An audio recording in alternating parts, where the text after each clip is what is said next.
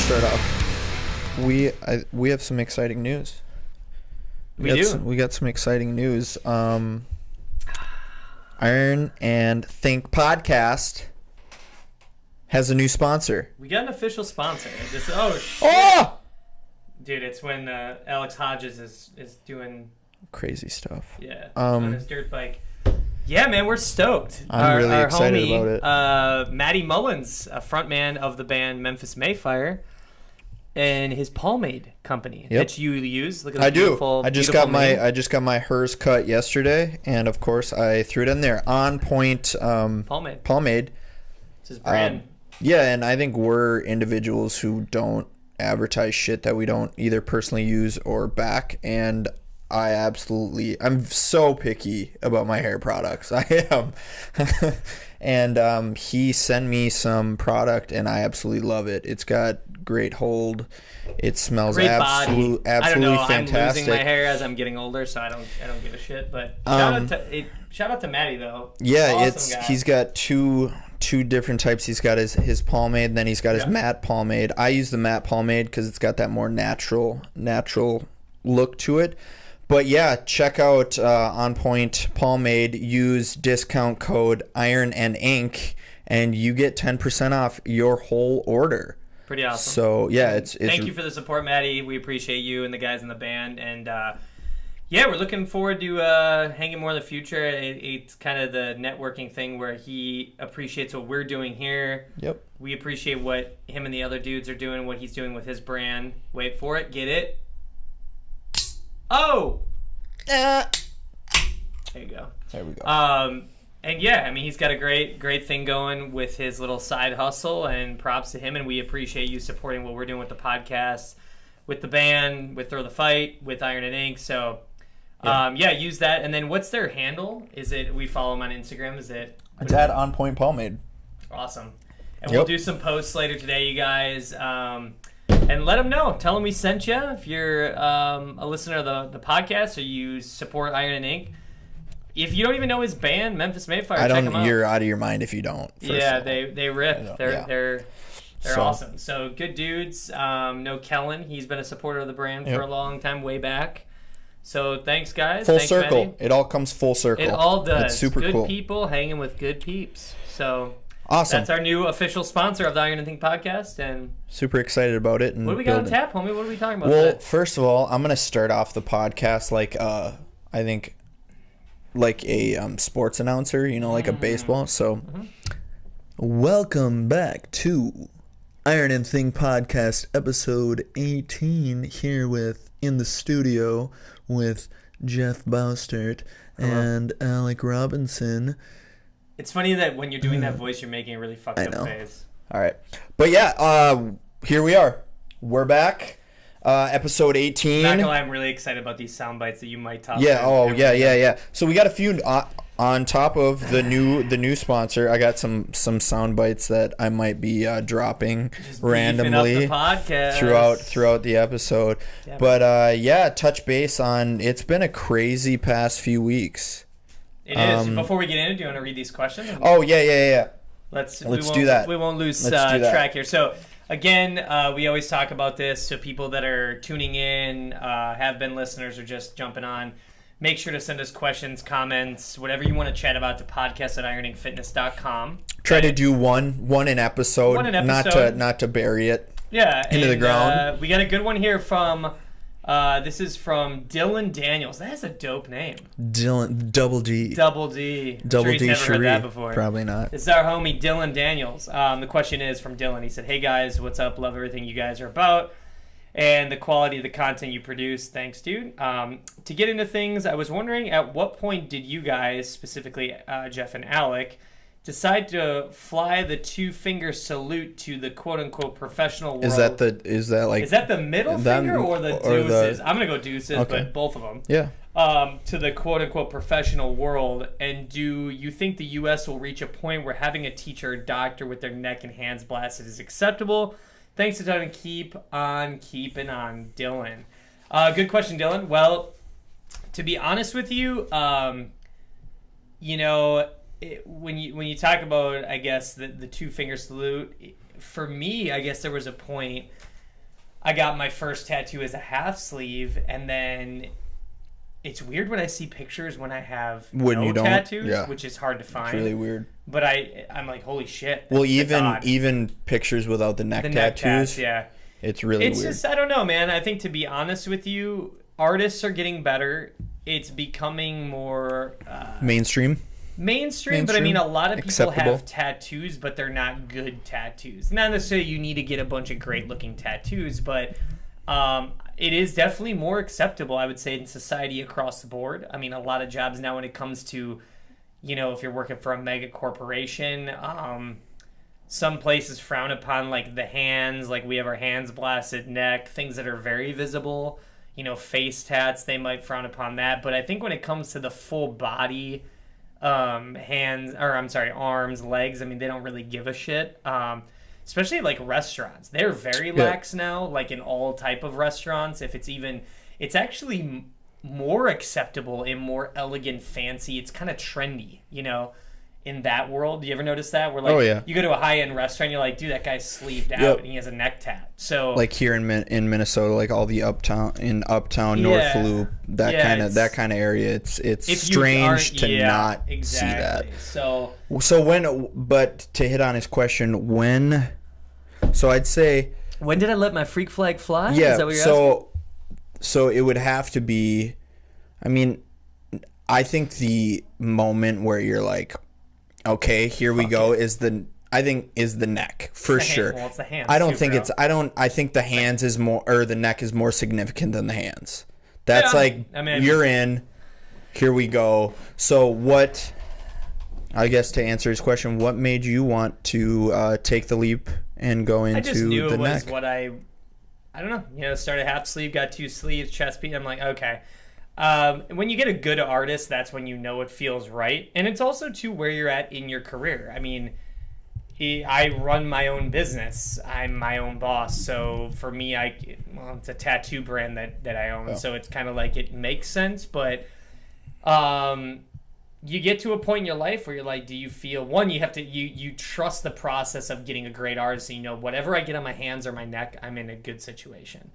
That's part one. Part two, that is like, okay, what are you doing for your career, man? I mean, if you work at if you're selling cars at some high-end dealership and they don't allow neck tats, then maybe you need to go do your own thing. Yeah. And then you can't really break the rules on it if that's the rules. I do feel, though, to answer the part where you said, how about school teachers?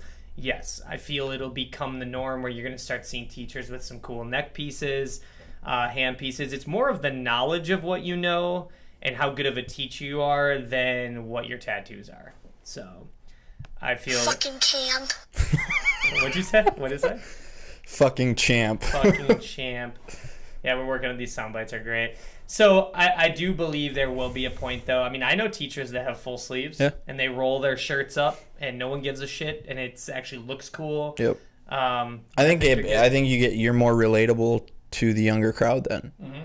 In that aspect. If I were a principal, I'd be openly accepting to tattoos at my school, colored hair, whatever the fuck you want, because you kind of show your rebellious side in a way to the youth, and I think it's all about coming together and making the youth feel better. I mean, God, there were some great teachers I had where I'm like, dude, this guy's awesome, and then I had some teachers where I'm like, this guy's so clueless, and you just can't relate to him. So they're not supposed to be your best friend, but they're supposed to be help in your life as a teacher and instructor. But it'll get there. I mean, I know Dennis with full sleeves.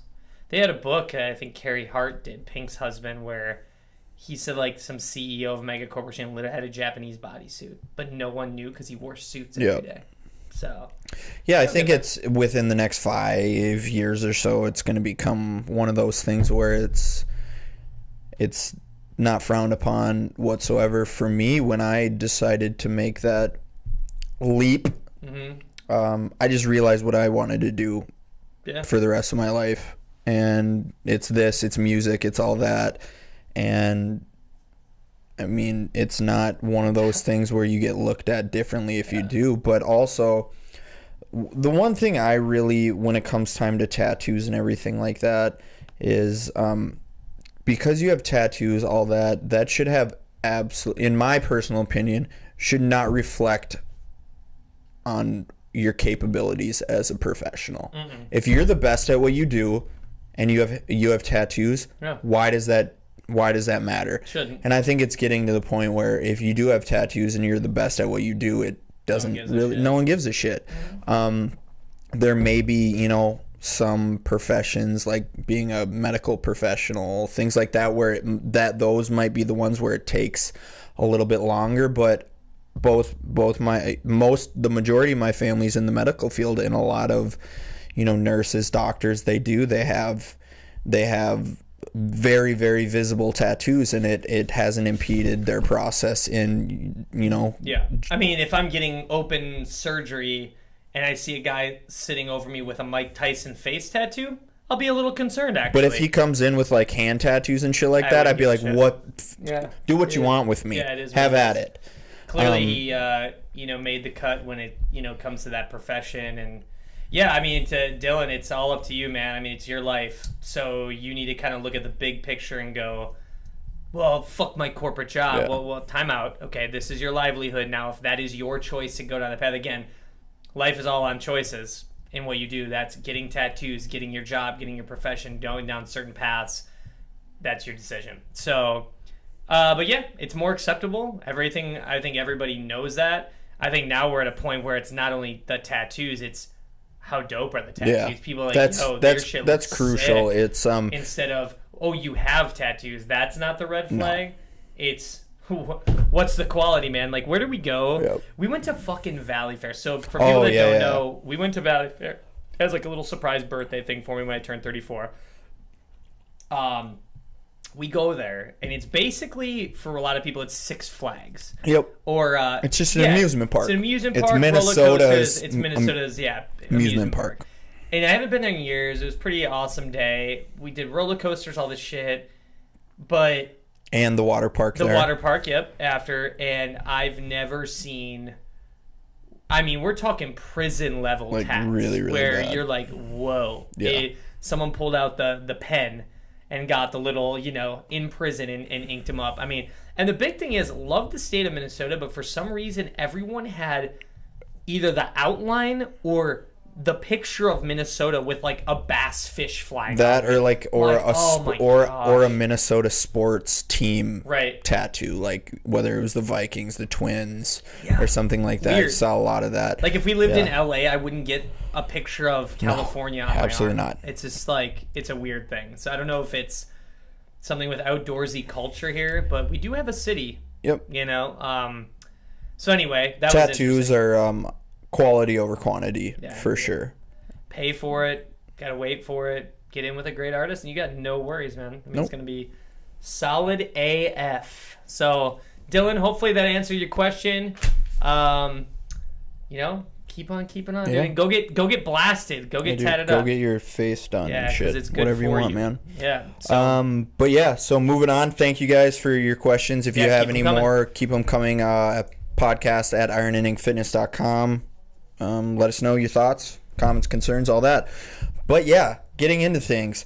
It's been a pretty wild past few weeks. It's been cray-cray. I'm just trying to think that. So we just, for those who will be tuning in when we drop this, we just dropped the newest episode yesterday. Yep. Up until then, it was before Warped Tour, all that. Okay, let's just get into it. So this would be 2 weeks ago now. Right. 2 weeks ago now was on the Friday. Yep. We'll just start it off here. Friday was X Games. Nuts. It was really cool. What I didn't like about it, I mean, I'm not to go on the negative side, I'm just kind of giving the plus and minus. So X Games was in Minneapolis. We kind of touched on that. Friday. It was Friday, Saturday. No, I don't think so. So Friday, Saturday, Sunday. They had the whole. And we went Friday. It was a good experience. We went Friday because Saturday was my bachelor party. Sunday then was Warped Tour. Whoa. Crazy. Hey, just wrapping up. So it's a long weekend. So we had to pace ourselves. Friday was X Games. It was really cool because you see all the pro skaters, BMX, motocross, and it was held at the new stadium. US Bank Stadium. Which is fucking massive. It's huge. And it's all glass. It's all glass. All glass. So we were there during the day, so Mm-hmm. I'm so glad that I decided to bring my sunglasses Yeah, me as because well. it would have been a nightmare. It was hot in there too. And it was felt hot like you as were sitting fuck. outside, so the heat would come through, but you're indoors, so it was kind of weird, man. But the stadium's so fucking big that the ticket attendance, I guess, was one of the highest, but it seemed dead in there. Yeah, they because had the it stadium's basically so massive. like sectioned off, Mm-hmm. which we did. It was kind of funny how it worked out because we did. I don't even know what they called them, but we got the tickets where there's like a lounge and everything where you could So get food. fucking dumb. Yeah, you could get food and all that, but all the events Yeah. were so that was on like the second level. So there's 3 levels of the stadium. This is ridiculous. So we're on the second level and you go out and you can see everything, but you're super far away. Yeah. And we're like, fuck this. Yeah, I want to get we like wanna get street skating. Yeah, I want to go we want see to it. go down there. So we ventured down to the ground level. No shit, we were like 5th row. Like right there. So all like the skaters and everything they took up like the first like 3 rows. They were literally right there. That's sick. And Well, it's cool because we could see the tricks that they were pulling close up, which is the whole point. I don't want to watch this shit on a fucking jumbotron. I might as well go home. I was and getting a watch headache it on ESPN. doing that shit. So going up and see them pull some just wicked tricks. So what I didn't realize though when we bought the ticket, I mean we couldn't go Saturday anyway, but what ended up happening was a couple of the pros already made it into the final. So Nigel Houston didn't even skate. Like when we were there, he was already in, like qualified. But what was cool is kind of seeing, like, should have got a photo, but Torrey Pudwell, huge fan of what he does. He's huge in the skate world, and he's just chilling there. Probably looked like one of the nicest dudes because he's having a beer, chilling, hanging out. Every fucking 2 seconds, Like, the kid was like, tapped him on the shoulder, can I get a photo? No joke. It was. He literally stood up, sat down, stood probably 100 times. Oh, at least. And I'm like, he didn't like hesitate, and that's the kind of stuff, man. I love seeing that because he's in it for the right reasons. He knows that, you know, he seems like a good dude, and the people care, you know? I mean, he wouldn't be, you know, owner of Grizzly Grip Tape and, you know, owning all these businesses, be a Red Bull athlete, Diamond Supply. It's like, because he has to give back to the kids that are supporting him. So it's really cool seeing that he was doing that. He was just chilling. He's obviously not, he's one of the OGs, so he's not competing. But, I mean, he's there scouting new talent. Yeah, he's getting because all the new... there was... They did the qualifying for street skate, and then after that was the finals for the they weren't professionals yet. They were like the amateurs, but it was so wild because the youngest kid competing was 10 years old. Yeah, he shreds and just killing it. And then the oldest one, I think the kid was like 18. Yeah, because you clip at that age, like in skateboarding, when you hit that. You know, it's not like you're old, but like you get around the 17, 18 bracket, then they flip them into a pro. Yep. Which basically what it's doing is you're getting bigger sponsorships, bigger money, bigger income for what you're supporting. And where these guys, so like how we work with Joe now, he's one of our new video guys. He works with these guys personally, and how they make money is doing videos. Yep. Like videos are huge, and now it's cool because these videos can get put out. People still physically buy the videos, but on Instagram and social media, their YouTube channel. You know, I can go on and look up one of the new videos, you know, and just go right on. And they're YouTube. all like really high res, super crazy videos, not janky fucking pieces of shit. Because these guys hire these really reputable videographers to make and then they pick content a song. for them. You know, they get hooked up with an artist or a hip hop artist or a rock band or whatever, and they put their music to it, and they get permission, and then they create that wave as well. Where it's a lot of networking, similar to what we do. It's all kind of in the same wheelhouse and. It was just a fun experience, like Sanger at the X Games, and it was cool, man. I mean, it would have been sweet. I think Saturday was busier because it was the finals. Finals, so a lot everything of stuff. that we saw that day was like, okay, now these guys qualified. These guys got the boot. I mean, it was very impressive. The course was set up very, very cool. Oh, yeah. They rip it, and then we saw some moto, like big air, which is nuts. I'm afraid of heights, so I couldn't imagine hitting some ramp like that. Yeah, that dude was like doing... Was he? Like, it was at like, well, the meter said like 30. It was 30 feet above 30, the lip. It was 35, like, yeah. But then you had the lip, which was probably like 20 feet. Right.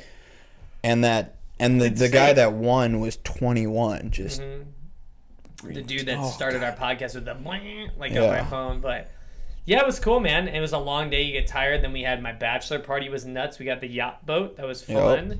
Hanging out with a bunch of friends. It was a perfect day. Thanks, Mikey B. That was super rad, dude. Really cool.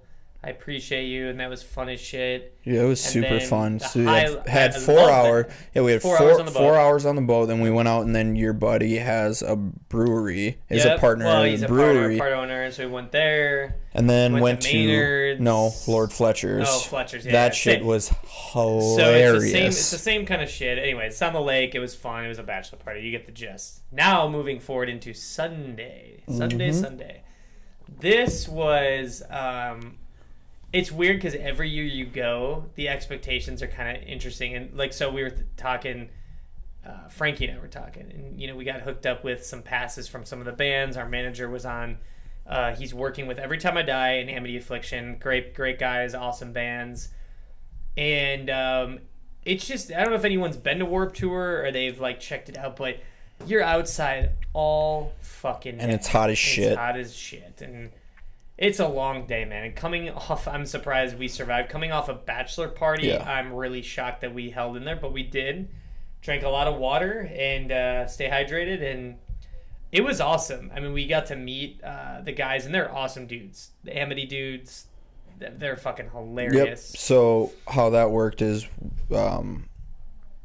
we took the guys from Amity and the Every Time I Die guys over to Rockabilia, which is Frankie, which we've had on here. He's one of the owners of Rockabilia. Shout out to Franklin. Frankie. And so, however, that was crazy on its own. Just figuring out the dynamic of getting 14 people over there. Oh, yeah, that was kind of a headache. God. We had all of our cars in the parking lot Warped Tour, and the warehouse of Rockabilia is like 10 minutes away. 10 minutes, not that far, but then, I mean, the guys in the bands want to do it, honestly, because a lot of people don't know how tour goes. You get off on the bus, you sit in a parking lot all fucking day. So your crew or the band guys, you go set up your gear. In Warped Tour, there's no sound checks. It's like you set up and you go, and your sound guy's like, ready to rock. But yeah, I mean, it's a lot of hurry up and wait. That's the term a lot of people, use on tour. Get there, all of a sudden you're like, okay, now what do I do for 6 hours? So they drink. You drink, you work out if you're lucky, if you have equipment to use. Yep. You go do something. You fucking just bake in the sun, basically. Yeah, and so it was. I think the guys really enjoyed it because they were able to get out of the parking lot, go somewhere. They picked out a bunch of band, merchandise from Rockabilia, which is sweet. We ate some donuts, popcorn, played cornhole. Yep, and then played cornhole, and yeah, man, it was sweet. Drank a bunch of the dudes were drinking a bunch of beers, and yeah, it was cool. Yeah, and then went back and caught a bunch of. This is what I was so excited about for Warped Tours. The bill was stacked, dude. Trash Boat. Trash Boat was there from the UK. From the UK. They fucking were dope. Moved. Yeah, fucking moved. They were great. But because they assuming we survived, dudes were there. Yeah, it was a great lineup. It was super great. For me, it was kind of like a. So, for those of you who don't, the Amity Affliction is like my all-time favorite band. Yeah, they're pretty absolutely love them.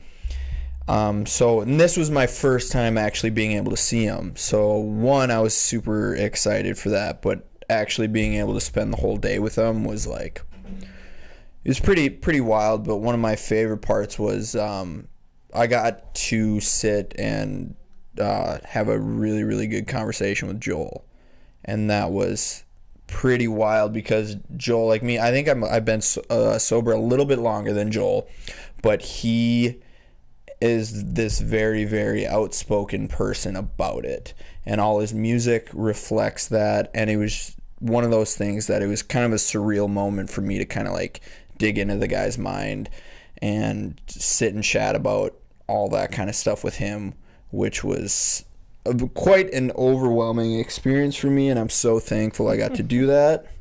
And so yeah, that was super awesome. And then saw Every Time I Die set, And then kicked it with the guys from Amity on their bus, which they're fucking hilarious. Yeah, really nice dudes. I think like it was cool too because I think why a lot of people sometimes like, you know, we're nothing special, and they kind of have that same attitude where we're just very like we don't fanboy. Yeah. And I say that term a lot of times to people because I don't mean it in like I'm better than you or I don't give a shit. It's more like he's got feelings, he's a dude or a woman, and treat him how you would like treat a buddy or a friend. And next thing you know, what I think a lot of people don't understand is that they actually will gravitate towards you more and want to hang out with you more because they know you're not freaking out. Yep. And kind of going nuts on it. And then we hung out on their bus. They pulled us, which, you know, I thank them. They pulled us side stage, which was fucking awesome. And they never let people on stage. Yeah, they have a closed stage. They do a closed set every time, and they let us up there, and they killed it. It was awesome. So, and then our homie Peter was part of their crew. He's the dude in Dead Ships, and yeah, he's a piece of shit. Yeah, that fucking did. It's that just guy. cool how like everything kind of comes together though. Oh yeah. And people kind of, oh, you know him, I know him. Oh, you guys do this, we know him from this, and it's like that's what makes all this shit so exciting. Is that, you know, running a clothing brand, it's more to it than that, and then the people that associate with it, the bands that are getting involved with it, it really makes it fulfilling. You know, and it gives not only them fulfillment, but you as well. And it's great, man. Music's so important, I feel, and it just, like we've talked about before, like the one tattoo I have to currently playing music, I get amped. Like this new fucking Trophy Eyes, I don't know if you guys ever listen to them, they're sick. Their album just came out today. Get that shit, it's nuts. Like, it's so good, and I'm like, we need more of this. Yep. In music right now, I need more good bands and good, just good tunes in general. I really do, right now, I feel music's kind of, someone told me this, they're like, oh man, don't you feel like it's a bunch of these fucking mumble rappers, they drop a single, and that's it. I'm like, they are doing that.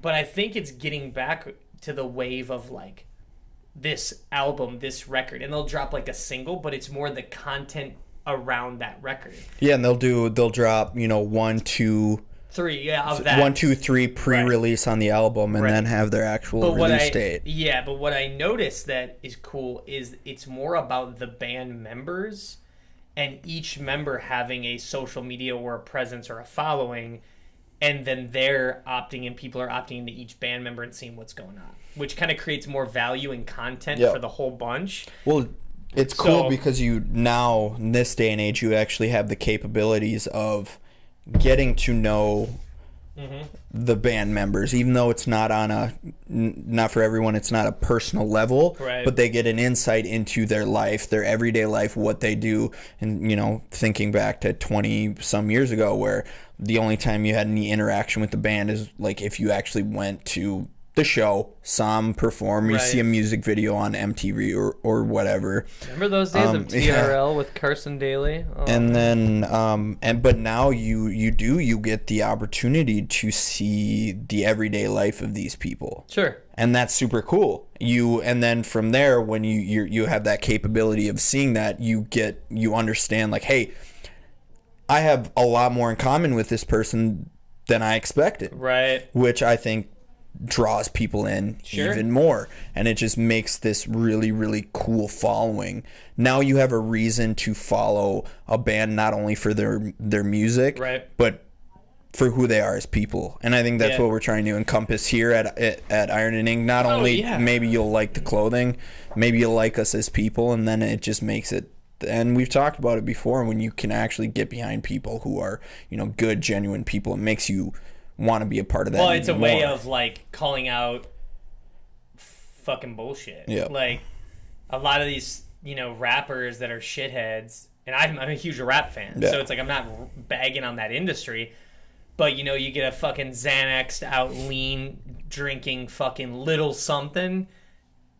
I mean, dude, yeah, they have a hella following on social media, but here today, gone next week. You know, they've got one single. They don't have like an actual track record. And the big thing is, I feel with like artists going down this conversation is the tours. You know, really like being smart with touring and really getting in front of the crowds. That's what, I don't care how big you are on the internet, you have to do that. And if you don't do that, or you suck at it, you're not going to last. I mean, that's why, like, I listen to the Fighter and the Kid podcast with Mike Stud. Yep. He's great at his live.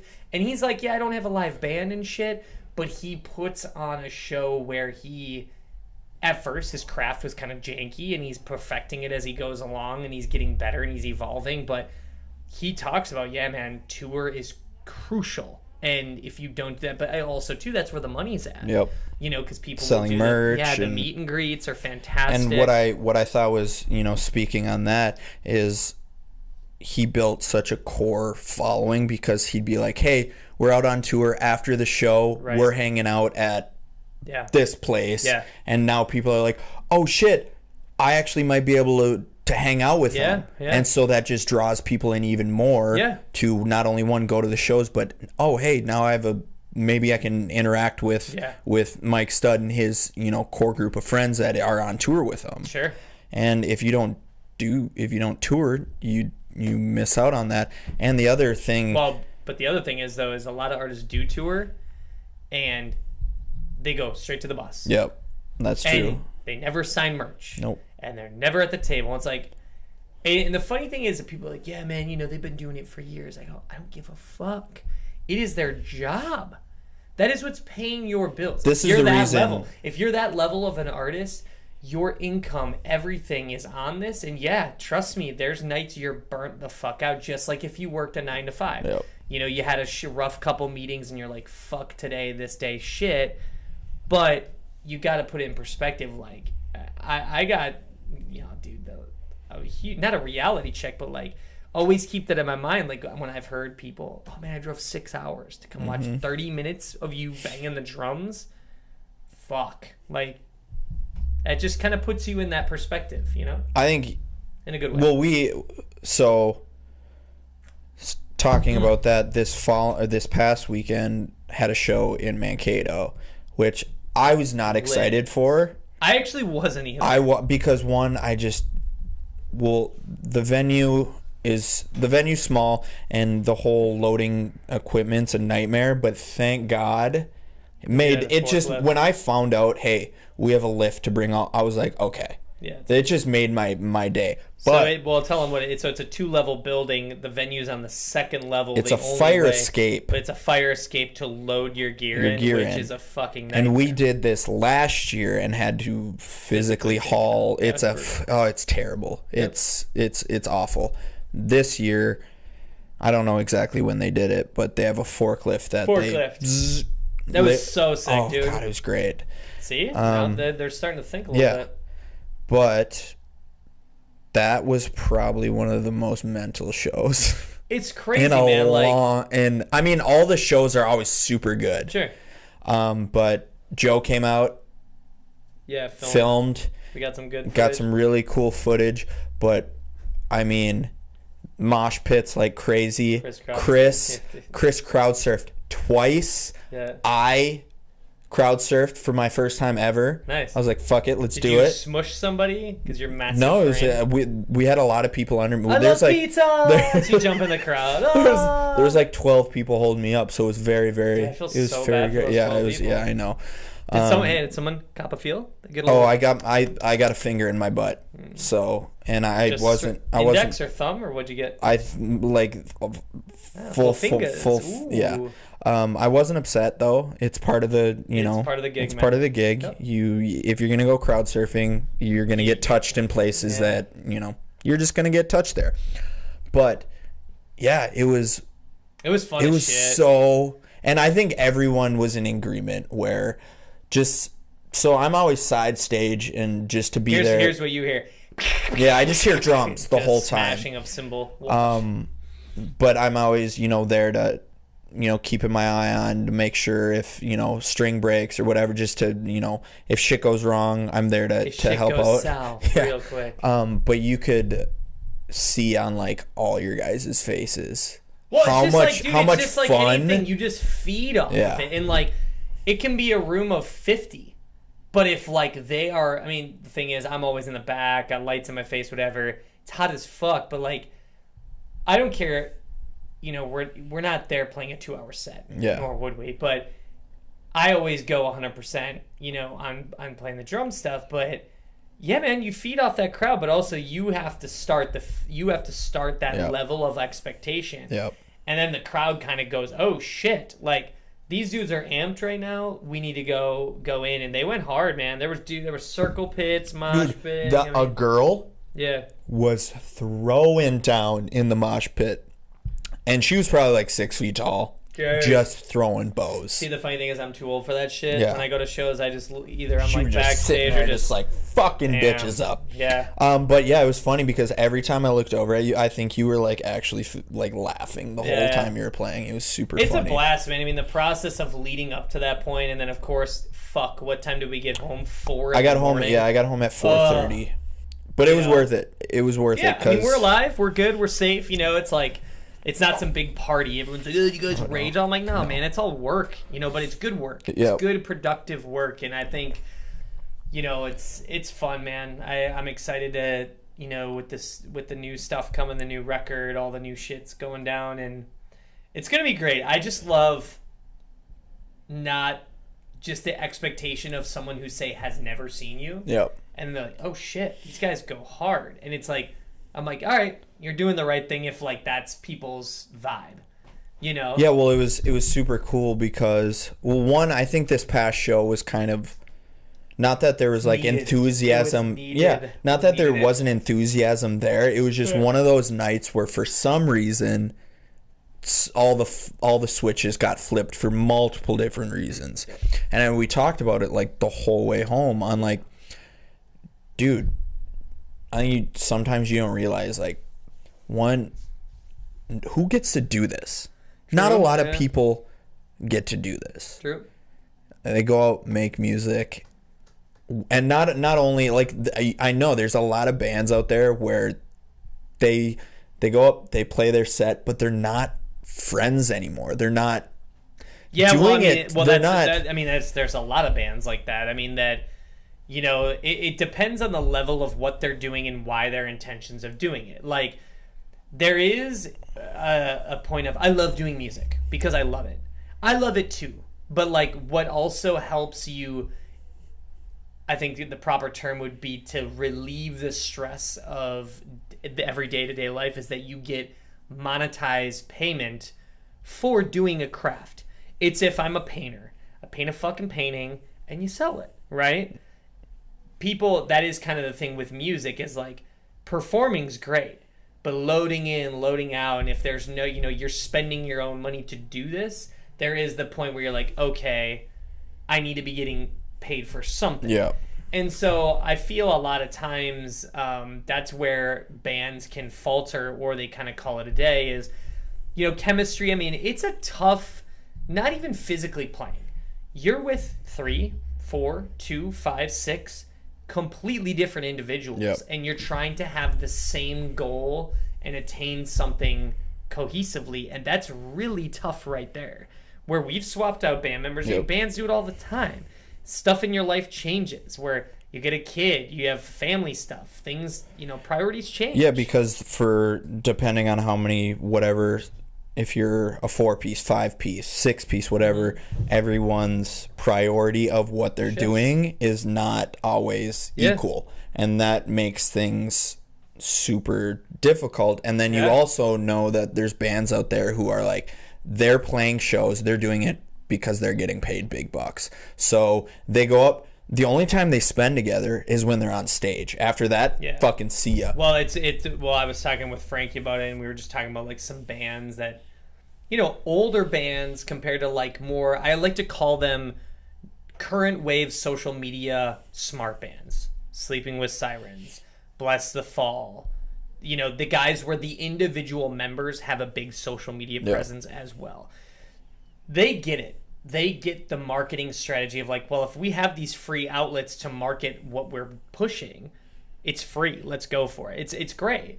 But you get bands like Anthrax and Slayer and like the bands that are like older, you know, they come from the generation of like where I started. They don't see. I mean, and truly, you have to look at it like a catch-22. Like, do they really need to do the social because it's fucking Slayer? Like, they're gonna sell out every night anyway. I just feel it depends what you want to do. I mean, Five Finger Death Punch. I mean, supposedly the band doesn't get along with Ivan, the singer. No, it's very true. And so he goes and does his thing, but everyone thinks they're like this great unit that's working well when really they're a fucking ticking time bomb. Oh yeah, because he's a liability as an individual. They go, hey man, you're making this kind of coin. You just need to get your shit together. Yeah, and then all of a sudden they're like, fuck, okay, we'll write another record because I just got 6 figures put in my bank account. I mean, I get it, and that's up to the consumer, man. Mm-hmm. Again, that's the same thing with fucking this guy ragging on our brand. It all boils down to you. Yeah. And that's what's cool about this is like you can listen to what you want. You can wear what you want. You have the choice. And you're the final say. So, it's kind of like, hey, you don't have to opt into social media. Now, for me, if I were a manager of Slayer or a big band that's not really big on social, I'd be like, guys, make an effort. Yeah. Like, start opting into that because you're going to catch, the big marketing catch is who? The younger demo that if I have a 15-year-old son, he's like, Dad, who's Anthrax? Who's Slayer? I'm like, son, check this out. And he's like, oh, this is awesome. To me, from a business standpoint, that's cool. Like, my dad gave me Zeppelin, gave me Van Halen. Same exact thing for me. Steppenwolf, Magic Carpet Ride, and the old Van Halen, both Sammy Hagar and David Lee Roth. He gave me both, and he's like... Can't do Sammy Hagar. I know you can't, but I can. He gave me all that, and he's like, soak this up. Because that's music. And I'm like, what the fuck? And this was when I was young.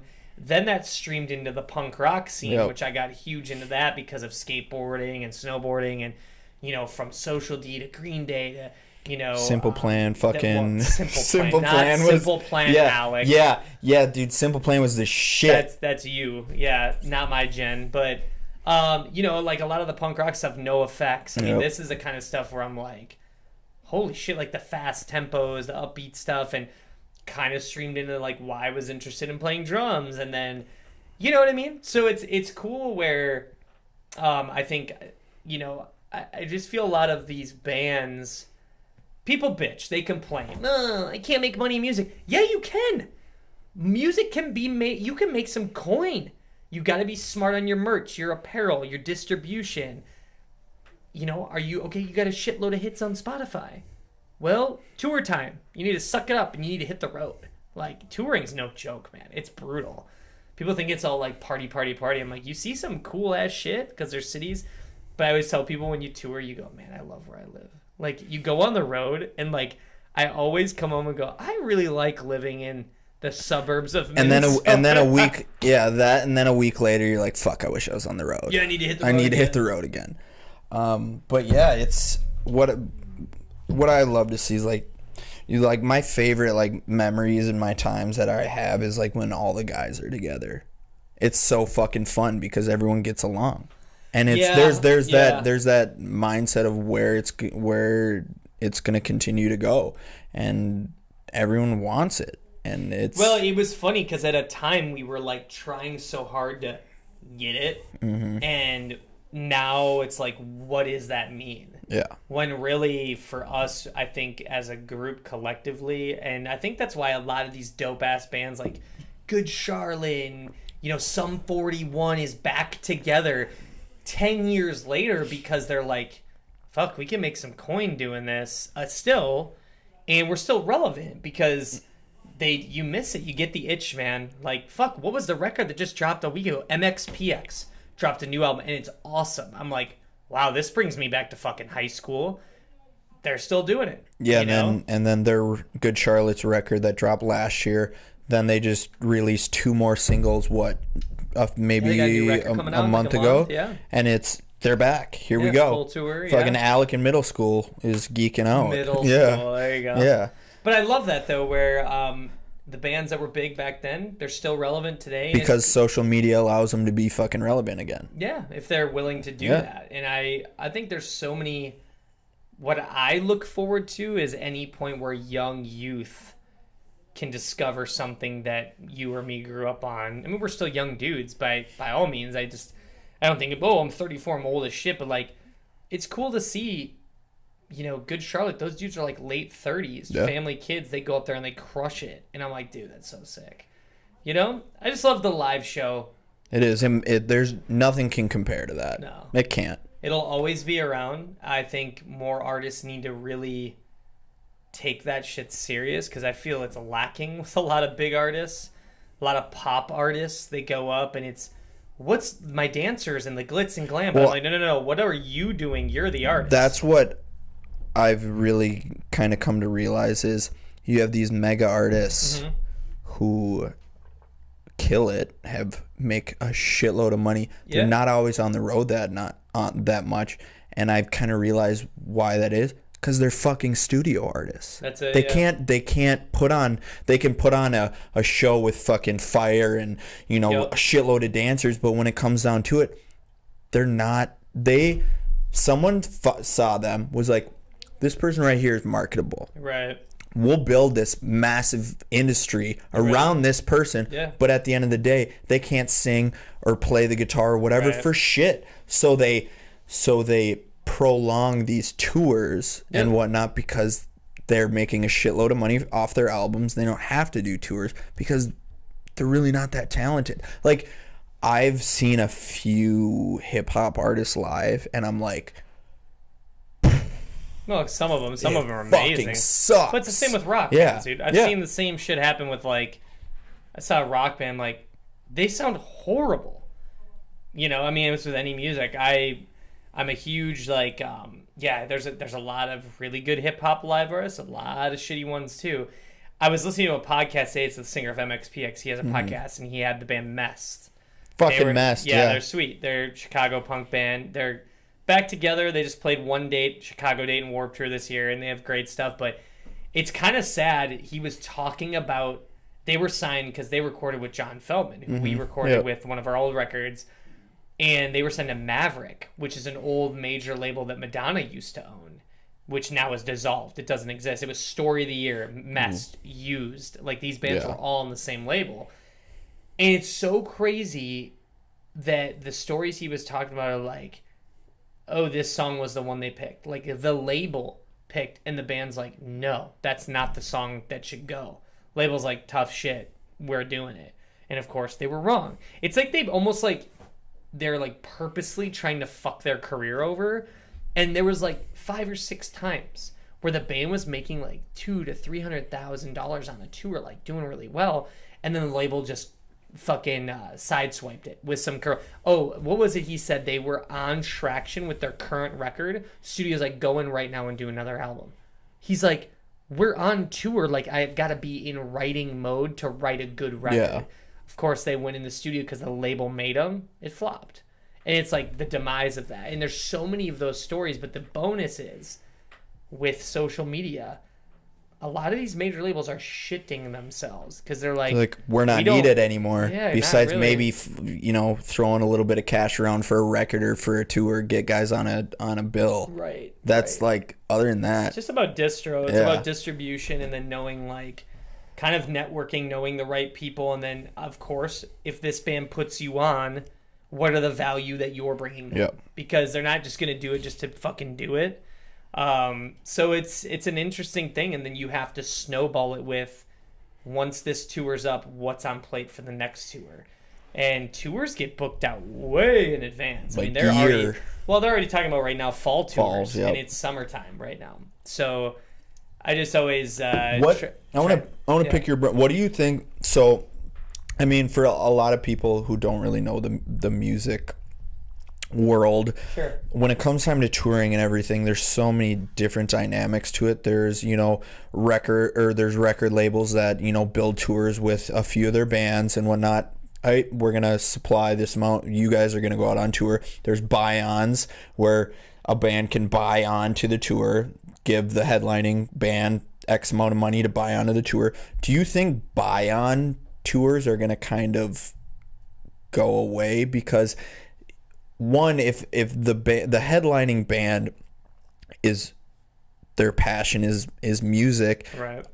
Do you think hey, just because you're willing to throw 10 grand to get onto this tour, we don't want to compromise our tour if you're not a great band just for 10 grand. Well, no, I mean, we saw it on the Of Mice and Men tour. They had an opening band. They're fucking horrible. Oh, yeah, they're and they dropped horrible. 10 G's a show, or 10 G's for the tour. So the way you got to look at it is, there's a kind of a double-edged sword. It's always like you waver this way, you waver that way. There's no right or wrong answer, right? So buying on is kind of the wrong term. They use it as just, hey, what's the marketing budget? Yeah. So you can call it whatever the fuck people want to call it. Like, we bought onto this tour, but also too, they had to give the okay of like, these guys fit the bill, or they're the right somewhat fit. And the big thing is, you have to know, if you have a strong social media presence as a band, you're streaming a shitload of numbers, and you pay a low buy-on fee, marketing budget, air quotes, we should have that as our soundbite, air quotes, then it does make sense. Because, dude, if you have cool merch, you can recoup that buy-on within a day few, or two. Yeah. Couple shows, you know, you can make $1,000-$1,200 cash, you know, and now you've covered that buy-on or marketing budget, and now you're progressing in the green, where, okay, got to account for hotels. Are you getting hotels? Are you sleeping on the bus or the van? Are you renting a van? Do you already have one? Yep. There's that. There's also gas. Yeah. Gas is a big thing. Are you paying for a driver? Yep. A driver's another one where, okay, now the band's not as worn out. So there's those main factors that are put in. I think the marketing or buy-on, whatever you call it, will always somewhat be around. Because people get rid of the term buy-on and just say, oh, these guys are going to sponsor or endorse the tour. Like, we're doing tours and shit now with the brand. So it doesn't matter. The whole point is, once you land this tour, do you have a videographer? Are you busting out content? Like, that's why when we hang in with the Amity guys, they have their photographer, videographer. That's his job. That's all he does. Crushes it. That's it. But that's his job, because they get it. Amity's like, we need videos. 30-second Instagrams every single day. Yep. Now, do you need to drop them every day? Probably not. Every other day, sure, whatever. But again, there's no right or wrong. It's just, it's putting content in front of people, because like, oh, they dropped a new single. How'd you find that? It came in my Instagram feed, and there was a cool video of the band rocking out, so it caught my attention. I found out the new record's coming out. You just sold more units. It's not that hard. It's not rocket science, but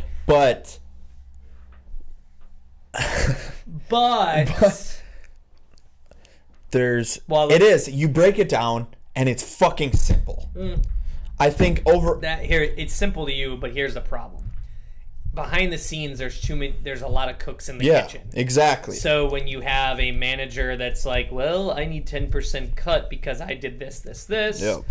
Oh, but now, by the way, the merch company needs this. Oh, and now this. Now, who gets paid last? The crew band. and band. Yep. Well, crew gets paid before the band. And it's just like, fuck. Now you're pulling at, like, where are we really making money? So it's a process of, like, having a good online presence. And then when you land a tour, you're in front of bodies, then you have to take the initiative from there. Because if you're playing shows in front of 10 people, it's not really going to move the needle. If you're playing on a tour with, you know, if we jumped on a tour with Memphis Mayfire or whatever, yeah, you're getting 400 to 500 kids in a room at a cap, like a clip, you're going to sell a lot of units right there, or a decent amount. Then your hustle is like what we do, not to give bands this info, but it's a good one. Post a show, hard copies are still very, very, very relevant in music. Yeah. So what you do is you that shit. Slice them open, pre-cut them open, sign the hard copies, and the fans come up, and as they're clearing out of the venue, excuse me, I just burped up my energy drink. It's fucking gross, man. Oof. You sit there and you sign them, and you say, hey, $10, signed by the band. And they're like, oh, shit. I'm not gonna lie, some people had some drinks, they get a little looped up. Oh, yeah. And they're slanging 20s, 50s at you, and they're like, oh, I want a CD. I'm like, you want your change back? They're like, keep it for gas money. And I'm like, that's awesome. Yeah.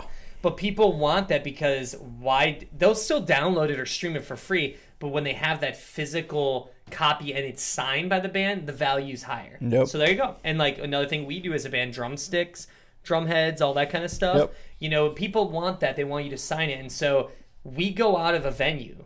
We slice open a box of hard copies, and we're out. they sell out. But bands are like, I'm going on the tour bus, I'm tired. Yeah, dude, it is tiring. Drink some fucking Gatorade, get a little bit of caffeine in your system, and you got another hour and a half to hustle. That's what it is, man. It's a grind. But dude, and even by doing that, like the stories, oh yeah, the people you meet are people great. you meet, like I can't, every single show I end up meeting someone who has this basically fucking crazy story about something that has to do with the band. Yeah. Like, I don't know if we talked about this, but like when we were in You did Prairie, about the guy. Yeah. That's fucking episode, wild. Last show, this guy goes, "Oh, my one of my friends was at the show that you guys did with Bad Wolves. I just drove all the way from the cities to see you guys play because they said you guys were good and I wanted to check you out myself." Yeah, man. I mean, even for me, you have to be a fan of your own shit. Oh, yeah. And it's like, I'm really excited. We just did a photo shoot, and you're not reinventing the wheel. It's just be true to who you are, come up with dope shit, and that's it, man. Same thing applies with the clothing brand. Is like, just keep coming out with cool shit. And when people don't know who you are and they're like, oh, this is cool, then they start digging through your backlog. Mm-hmm. That's a crazy thing about the internet now. Is like, you can look at a band. It's how, like, who was it? A Day to Remember, years ago, before they popped off. Song Plot to Bomb the Panhandle. That song rips. It's a dope name. And I'm like, because they're from Florida. Yep. And so I was like, that is such a cool name for a song. And then the intro riff comes in, and I'm like, what the fuck is this? And it just slams. And that was before they took off, and then they had a record, and they had this snowball effect. Yep. So it's exciting, man, but it's up for it's. What do you want to make of it? And if you want it to work, you can make it work. I mean, dude, the only reason I have like endless hope in the music world is there's so much shit.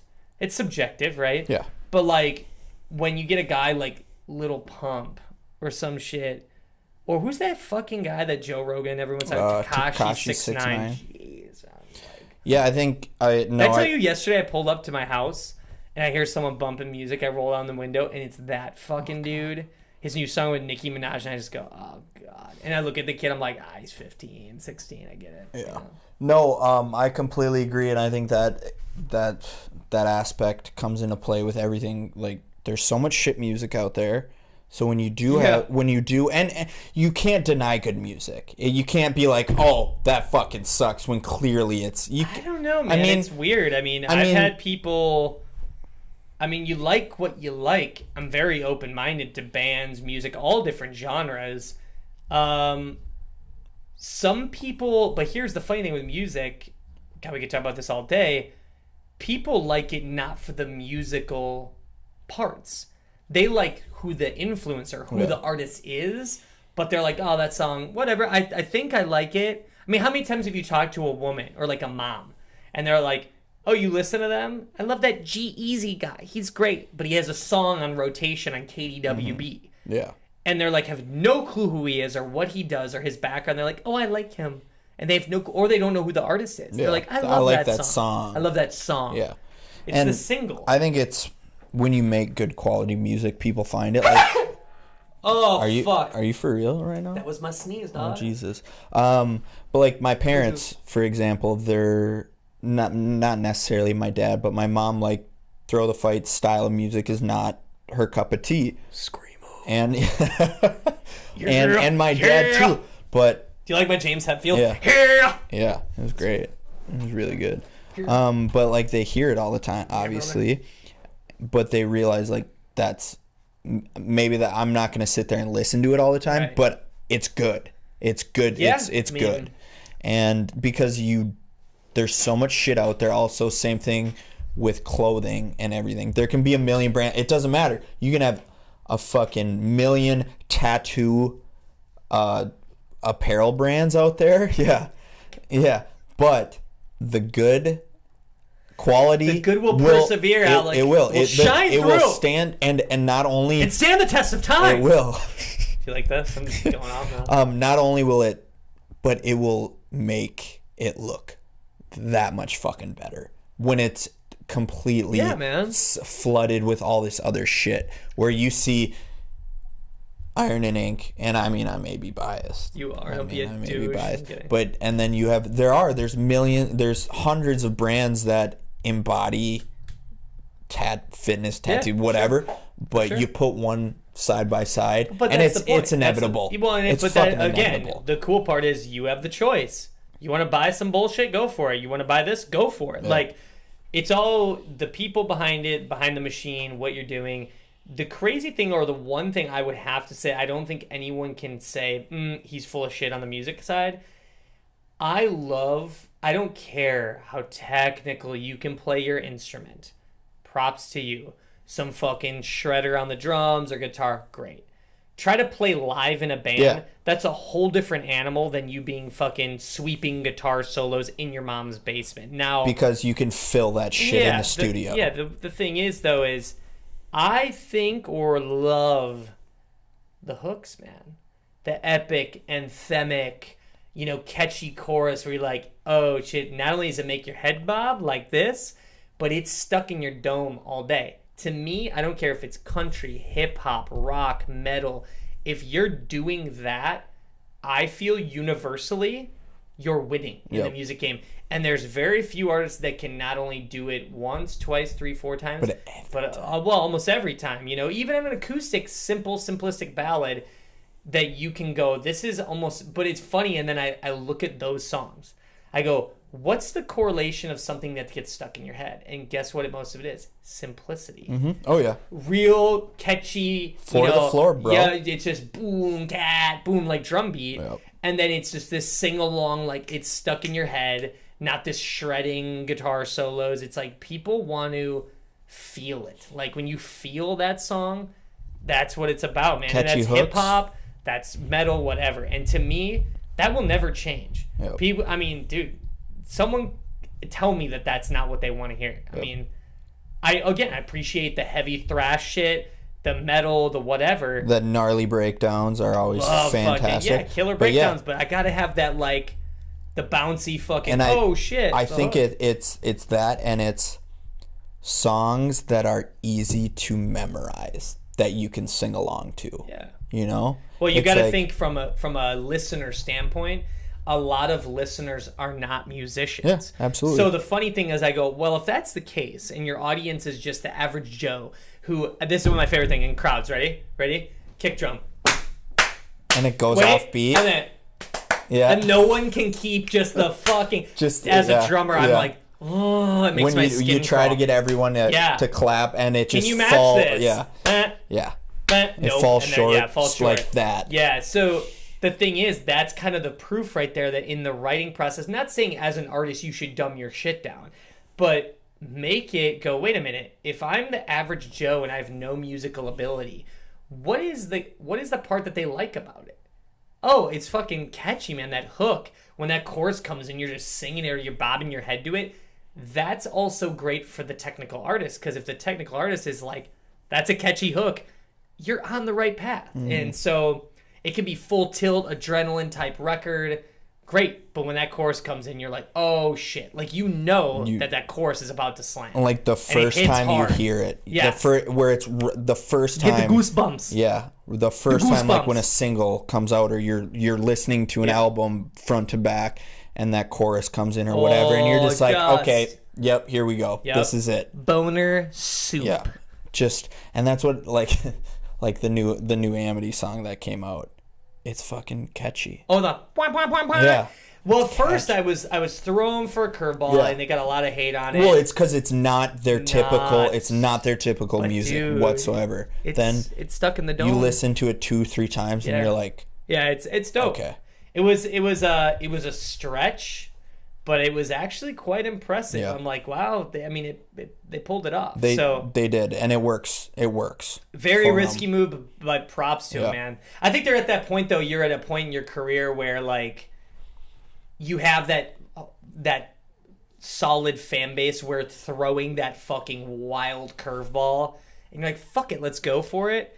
Who knows? They are signed on a major right now, which I don't know if that was more their say on the single, but I honestly, you're gonna get all new people that, Amity's got this formula, but they threw this new one in the mix, and a lot of people go, whoa. That kind of can open that gap. Yep. And I think Joel it was a really, actually singing. Yeah, it sounds great. First time, but really smart move. Yeah. I think good for them. I like. I double checked the link and Alex sent me, and I downloaded all 6 of the vids. And he said he's missing files for the podcast. Adam is.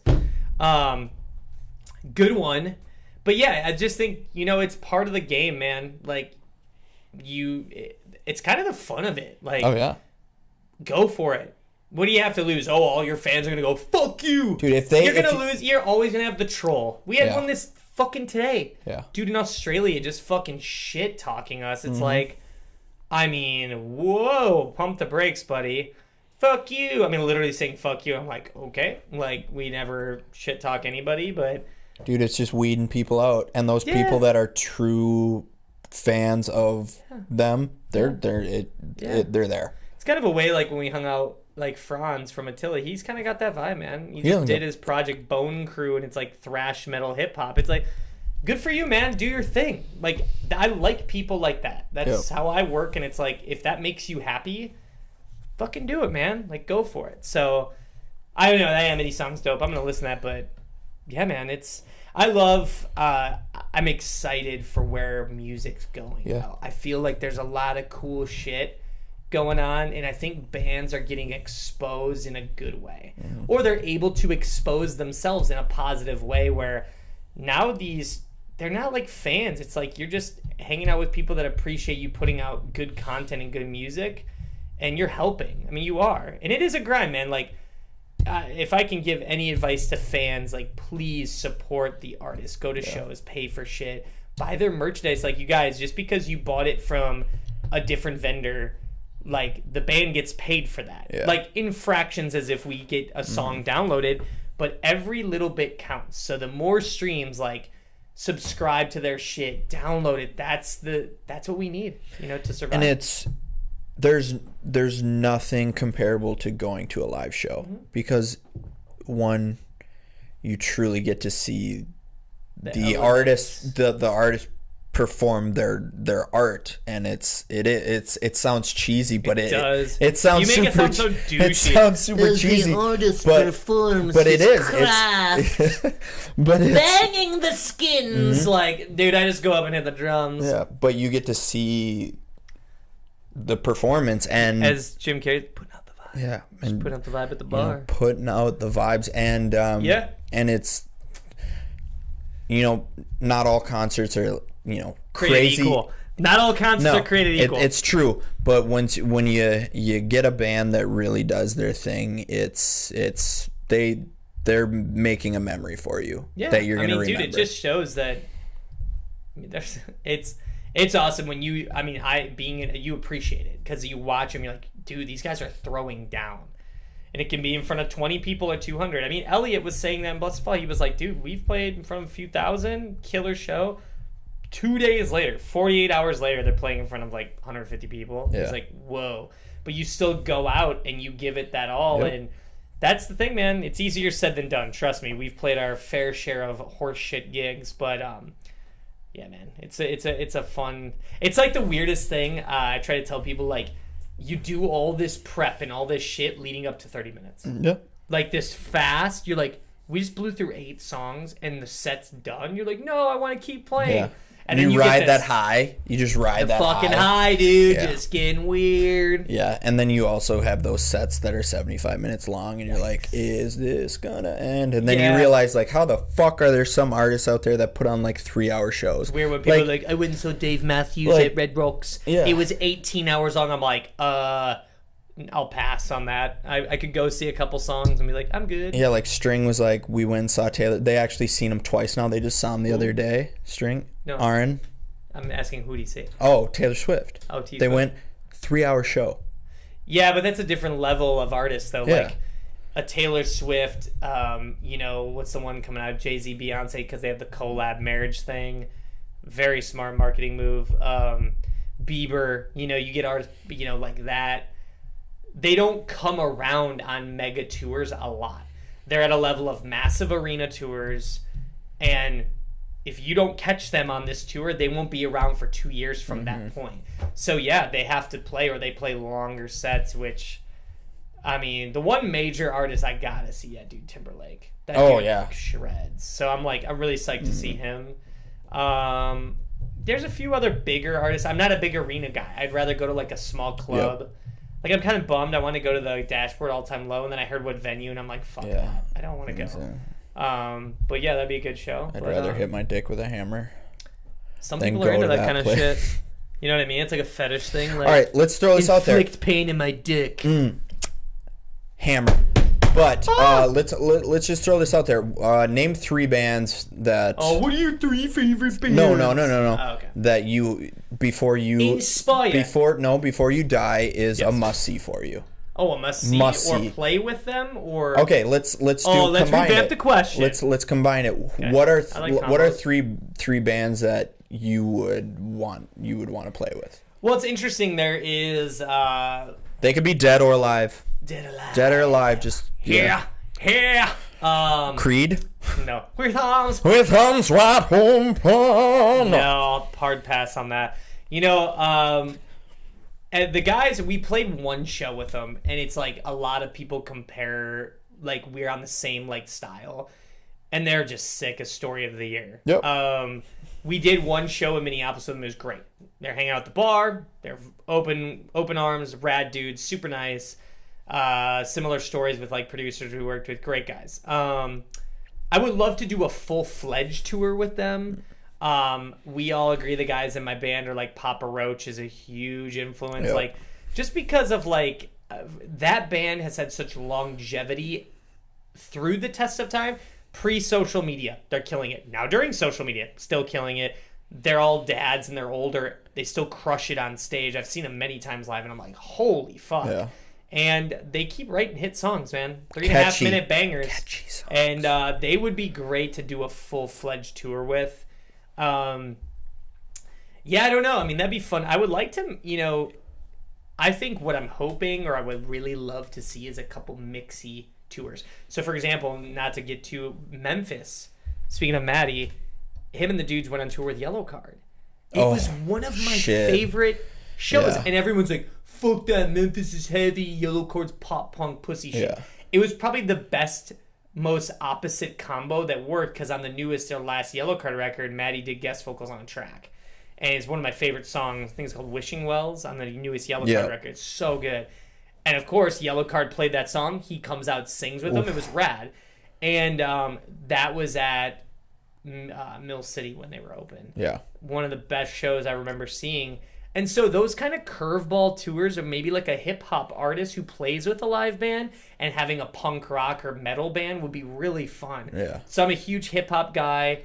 One person I want to meet, though, and like actually get to know him on like a personal level is Travis Barker. Oh, absolutely. You know, meeting him and how he's so engaged with current hip-hop, old school hip-hop. Everyone wants to do a track with him. And a lot of stuff he doesn't do. I mean, he's a phenomenal drummer, what he does, but some stuff he does is like, okay, he's not doing anything crazy here, but it's just who he is, you know, and everyone loves him. Not one person says a bad thing about the guy. I don't think I've ever heard But if you've ever read his him. book and like what he's fucking overcoming, dude, the guy survived a plane crash for fuck's sake. And insane. Addiction. So he was addicted to pain pills from being burned 60% of his body. It's just like, this dude's gone through it all. And so one of the bands, I think, pinnacle band of like the Metallica level, that would be like, fuck. It'd be Blink. Would be Blink. Or Alkaline Trio would be Alkaline Trio is one of my favorite like underground big bands. But like if you're on a tour with Blink, you're like, oh shit. Like State Champs is playing with them, and that makes sense. They're very similar type style music. But. That'd be. How about you, Alec? Huh. Who would you like to hang out with? Well, you met Amity, and then you and Joel just kind of hung out like it was like, hey, what's up? And I'm like, oh. Yeah, I got to spend a good amount of time with him, but then went and grabbed food with like Gino and everything after, and then after that spent a really good amount of time with String, and that was super fun. Honestly, I think I think them being on tour with them, if Real Bad was with them too, dude, that shit would be that would be so. I mean, fun. Currently, if there was a tour I would love to do with a band, would be like the dudes in Amity or Rad. They're great dudes. So I just love everyone. Just man, just don't. I just hate the whole ego thing Yep. and all that shit. It's like, dude, we get it. Like, you're in a band just like us. And it's like... We're back. We were just talking about bands that would be dope to tour on. I think for me, it would be more like being on the road with, like... Because we've experiencing that. Yeah, well, we've, become pretty close with quite a few bands, and I think it would be super great to hit the road with, like, Blessed Fall, to be able to hang out with, like, Elliot and Jared all the time. Super awesome guys. Yeah. But yeah, like Memphis would be great, being able to hang out with Maddie and Jake and whatnot. So, yeah, I think if it was up to me, it would be building a tour around people that you truly, really, really get along with. Just because, one, tour's a grind, but being able to do it with, Yeah, your you buddies want to and hang out with everything friends, man. yeah. It's like summer camp. Yeah. You don't want to fucking...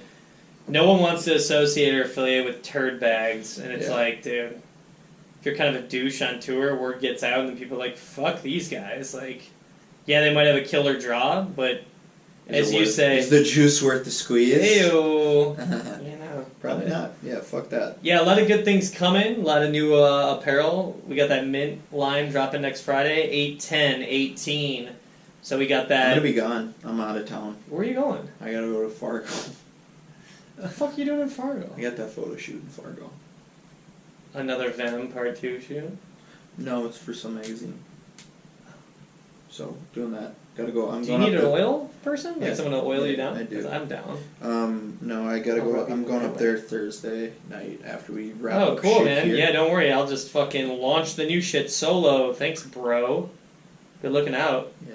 But Don't worry. I'll have the site loaded, and you just hit space bar, and yeah, space it'll bar. be Clear all okay. deletes. Yeah, we have. So we have just 3 new items we're dropping. Girls Muscle Tank, but we went with this color combo mint and black. It's fucking sick, dude. Really and cool. we hope you guys enjoy it. So 8/10 next Friday. 12 noon Central Time. That's what we do. We drop it same time. We're always on Fridays at noon Central. And yeah, we're just gonna keep. We got new fall stuff in the works coming out. Yeah, there's even though it's summertime. Yeah. But Well, you got to be ahead of the curve. yeah, that's true. There's the one that we've just kind of Water brick. with Chewy and Andy. Chewy and Chew. Andy. That concept that is gonna be fucking bananas. So Bananas? straight bananas. Dude, that was cool. I don't think it was ever cool, but that was used ever cool. hard like 2 years ago, maybe. Was it? Yeah, I don't know. no one says that anymore. But it's cool, man. Bananas. It's Yeah, all I about mean- if you can make it work or not. That's you know true. what I mean? No, we're excited because those guys are rad. Yeah, we got a lot of dope shit, and thanks for the support. And what else do you want to talk about? Are we good on this episode? Yeah. So thank you guys for listening. Like we said at the beginning, if you have any questions or anything, send them to podcast at How long has this episode been going for? an hour and 18 minutes. So do you want to throw in what I got this morning? We can definitely do that. Okay, so so we saved the other dude for Yeah. Yeah, I don't even Honestly, wanna talk about it. I don't wanna talk he's not even worth. yeah, he's not relevant. But- No, so I got a message, a DM goes down in the DM from a guy. I think before you say anything, overall feedback is 99% of the time is super awesome. We love it. It's great. It's fantastic. Don't be a dick. We've made a lot of connections with super awesome people that we talk to on a regular basis. So 99% of the time it's great, but it's that 1% that is it's bad. And I It's go, really bad. how are you go out in public? Who ties your shoes? Who ties your fucking shoes? And then just because you're a customer doesn't mean you can be a fucking asshole. Yeah, we're all human beings at the end of the day. Yep. Or at the start. Yeah. We're all human fucking beings. So this dude in Australia, we get people that buy stuff, which is rad, because I guess the tattoo fitness world is mega big out there. So thank you for all the support in all Australia. But this guy just flew like off the handle, and he was like, his sentences weren't complete. So there's not a language gap. I mean, from what Australians, I've talked to. Besides mate. Yeah, but like That's you about it. you can dissect a sentence and make So sense. This easy. guy, who knows if he was drinking heavily? I mean, it's late at night there. Pretty We sure get the he was. messages early in the morning. dude, he just went off on like, hey, by the way, your website. Why? You have the messages? Yeah, your website's hard to shop on. I'm like, It's not. I said, well, and not in a condescending way. I said, well, no, we try to make it as simple as possible. So there's 2 categories, men and women. And accessories. And then you click it, and you keep scrolling. You pick whatever you want, and then you pick the size. It goes in the cart. You click, and then you fill out credit card info, and there you go. And then we ship it on the way. He's like, oh, it's hard for me to, to buy stuff. And I said that comment about like we actually simplified our site. Well, I'm just telling you in reference, letting you know it sucked. No, and, he said, thanks for calling me an idiot. Yeah, here, I'll just read it, because just, please, guys, don't be like this fucking guy. Did I say, oh, yeah, here we go. This is good. Please fix the problem with purchasing your shirts. I've tried for an hour and keep getting sent straight back to the Instagram page. Mind you, we checked the office. One of the people that works here says, his order came through just fine. At 10 o'clock. 10 o'clock, and this is at noon, so 2 hours later. So the order's already been placed. Guy's good to go. We just have to ship it out to him. I said, hey, just went on the page. Everything worked out just fine. That's great. You buy a shirt then. And I go, question mark? It a fucking hard job negotiating your site. That's my feedback. I'd rather tell you. I said, well, what are you trying to buy? We try to make the site as simplistic as it gets. 2 categories, men and women. Okay, call me an idiot. Fuck you. Like, LinkedIn is helpful. LinkedIn is helpful. Okay, call me an idiot. Fuck you. Like, that went from 0 to 100 like that. Like, fuck off. Yeah. See. So, I said it's a 1-page scroll. You click the size and you're good to go, man. Like, never used a swear word, didn't curse at him. And then I said, okay, calm down. No need to get upset. I'm just trying to guide you through the process. Again, in any way am I shit-talking this guy? Nope.